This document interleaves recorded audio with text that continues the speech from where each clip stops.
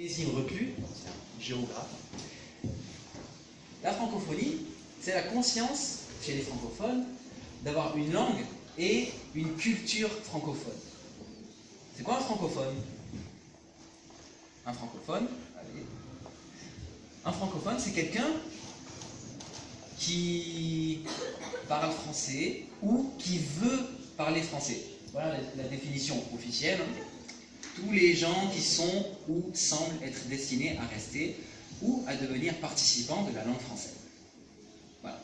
Même vous avez le nom du géographe, Onésime Reclus.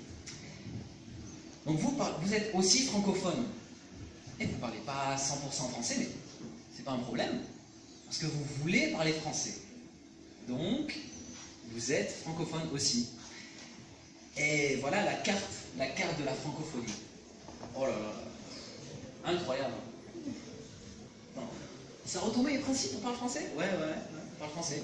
Cambodge, on parle français? Non. Madagascar, Maurice, Canada, Québec. Partout, on parle français. Incroyable. Vraiment. Vous savez, on parle français dans 84 pays.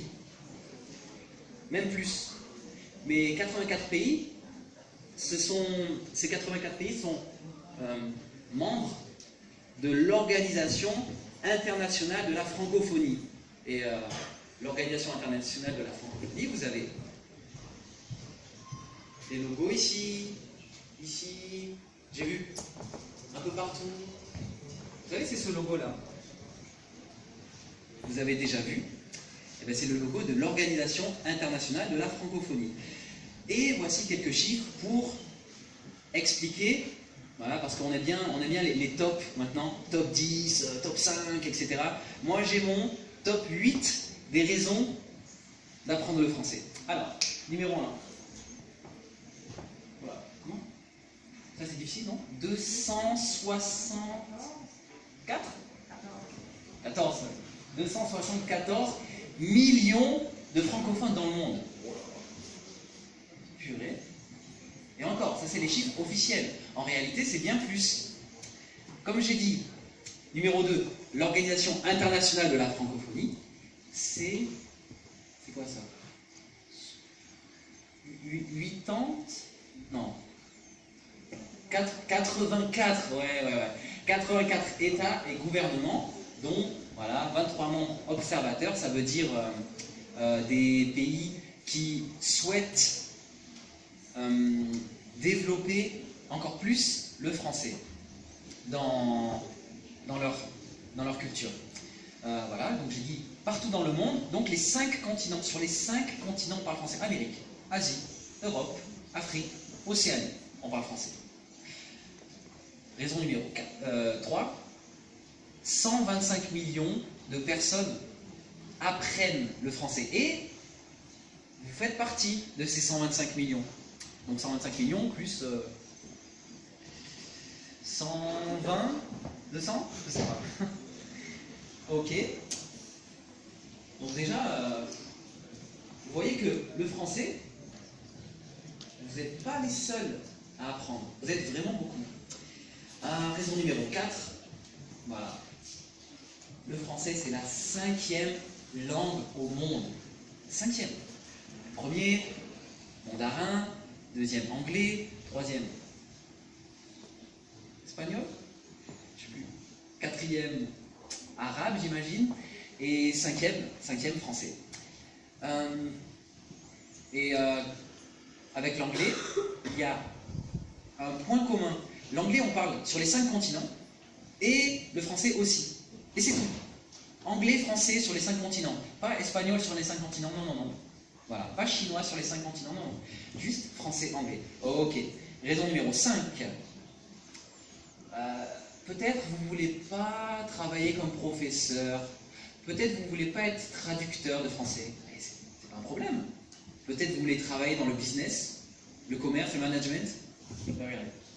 Le français, c'est la 2e langue des affaires. Et en Europe, hein. Et la 3e langue des affaires dans le monde. Alors j'ai écrit quelque chose aussi. Le français, c'est la 4e langue de la toile. Alors la toile, je ne sais pas si vous savez, c'est la traduction française de web. Ça veut dire sur Internet, la quatrième langue la plus importante, c'est le français. Et encore, le français, c'est la deuxième langue des organisations internationales, ONU, etc. Vous savez, les Nations Unies, par exemple, la deuxième langue, après l'anglais, c'est le français.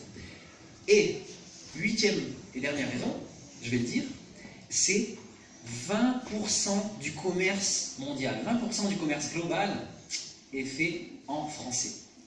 Voilà. Alors, je pouvais vous parler de l'harmonie, de la musicalité du français, de l'orthographe, de la grammaire, etc. Moi, j'aime beaucoup, hein, l'orthographe, la grammaire, subjonctif, mais bon, j'ai souhaité être très pragmatique. Les Français sont pragmatiques. Les Français sont pessimistes, sont pragmatiques. Enfin, bon, voilà. Je voudrais finir cette présentation avec un peu de politique, parce qu'en France, on aime bien la politique. En 2014, il y a notre Premier ministre, qui s'appelle Manuel Valls, je ne sais pas si vous connaissez, un peu d'origine espagnole, qui a dit « La culture, c'est un moteur économique pour notre pays, pour son rayonnement, grâce à notre langue, la francophonie, pour son attractivité. »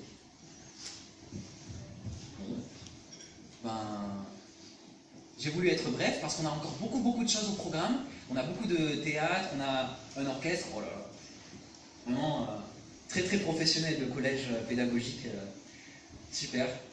Et donc nous avons aussi notre troupe de théâtre qui va jouer. Et juste, avant de vous remercier, vous avez des questions pour moi? Peut-être après, il n'y a pas de problème, si vous voulez me demander des choses après.